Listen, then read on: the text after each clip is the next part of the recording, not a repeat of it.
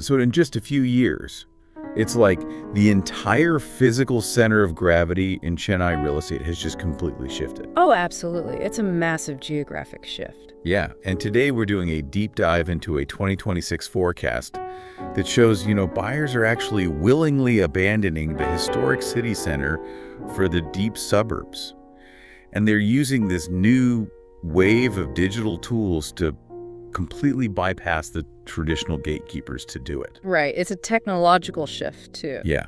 We're unpacking excerpts from this report. It's titled The 2026 Chennai Real Estate Landscape and VSK Solutions.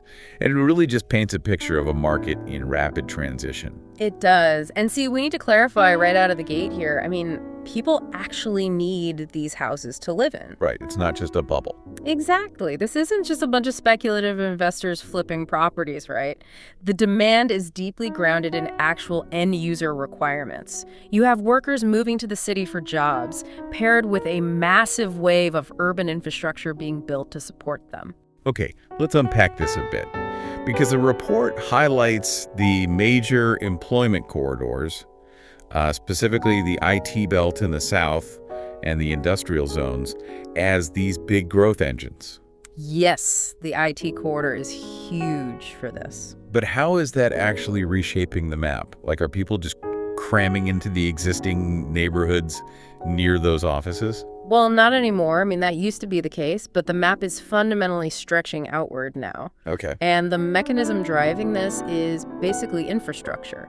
Think of the new metro line extensions and the new road networks as these arteries. Development now. Exactly, pumping development capital directly into the city's extremities. So they are rapidly transforming these peripheral suburbs into prime residential hotspots. Right, because if you suddenly cut what used to be a 2-hour nightmare commute in Chennai traffic down to, say, 45 minutes on a train, a peripheral suburb that nobody wanted 5 years ago suddenly becomes prime real estate. 100%. The distance between work and home isn't measured in kilometers anymore, it's measured in minutes. Oh, wow, yeah. These connectivity upgrades are what makes it possible for the workforce to live further out without, sacrificing their entire day in transit. Which actually perfectly explains this next shift in the report. Yeah. Because the physical map is expanding, the very definition of a desirable property is changing. Yes. It's no longer just about fighting for a tiny apartment downtown. Right. If you are willing to take that 45-minute metro ride, you expect a payoff in your living standard. A bigger place. Exactly. The data shows a massive pivot toward gated communities and much larger living spaces. Oh, I see. Buyers and renters just want room to breathe, right? They want well-connected micro-markets that also promise long-term capital appreciation. It sounds like buyers want an all-inclusive resort lifestyle almost. Yeah. Like plenty of personal space, but still perfectly plugged into the city's grid. That's a great way to put it. And it's not just one property type either. We're seeing a steady surge across independent houses, luxury apartments, and even commercial plots. Yeah, the underlying property ecosystem is incredibly active. People are realizing they can have that secure, self-contained community lifestyle while staying fully plugged into the broader economy. But here's where I get hung up, actually. The geography is spreading out, the property types are diversifying, and demand is moving incredibly fast. Yeah. How are regular buyers and sellers actually navigating this without just drowning in the chaos? Or, relying on traditional brokers who take a massive cut? Well, that is where the digitization of the market really comes in.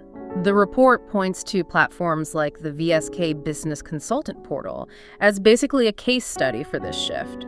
Wow. The industry is relying heavily on these streamlined digital tools to bypass a lot of that traditional friction. Yeah, the report mentions VSK offers zero-fee listings for buyers and tenants. Sure. But I have to push back here a little bit. Sure. I mean, zero fees sounds great on a billboard, but these platforms have to make money somehow, right? Of course. Does this mean they are just monetizing the seller side?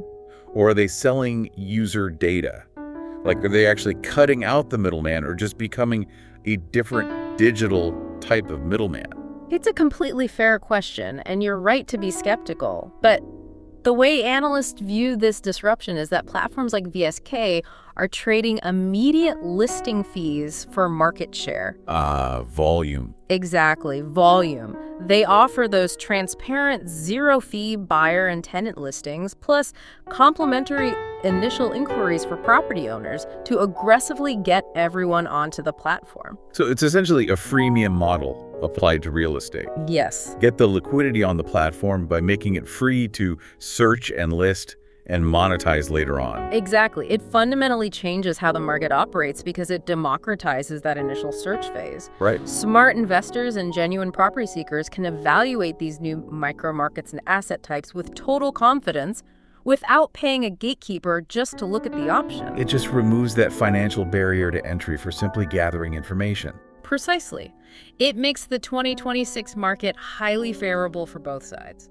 Okay, so if we distill all this down for someone looking at the Chennai landscape right now, the playbook is basically to follow the infrastructure, track where those expanding metro lines are going, and use these transparent digital portals like VSK to find larger, well-connected spaces before they peak. That's it. Follow the transport arteries and use the digital tools available to you. That is the formula for navigating this new landscape.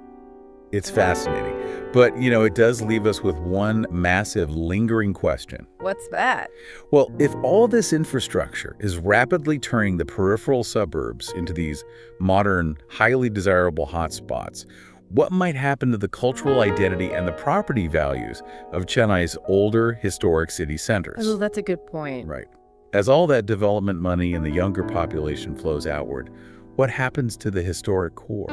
Something for everyone to think about.